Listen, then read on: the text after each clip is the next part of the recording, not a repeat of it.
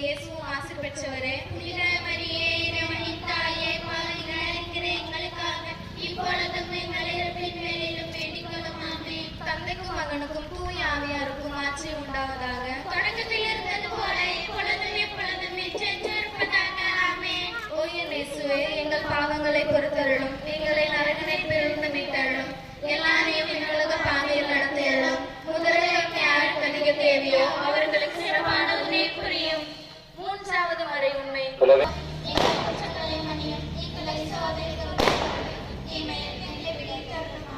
அருளறிந்த மரியே வாழ்க, ஆண்டவர் உடனே, பெண்களுக்குள் ஆசி பெற்றவர் நீரே. உடைய திருவயிற்றினாகிய இயேசுவும் ஆசி பெற்றவரே. புனித மரியே பாவிகளாய் இருக்கிற எங்களுக்காக இப்பொழுதும் எங்கள் இறப்பின் வேளையிலும் வேண்டிக் கொள்ளும். ஆமென். தந்தைக்கும் மகனுக்கும் தூய ஆவியாருக்கும் ஆட்சி உண்டாவதாக. தொடக்கத்தில் இருந்தது போல எப்பொழுதும் எப்பொழுதும் என்றென்றிருப்பதாக. ஆமென். மூன்றாவது மறை உண்மை. இயேசு முள்மூடி சூட்டப்பட்டதை தியானிப்போமாக.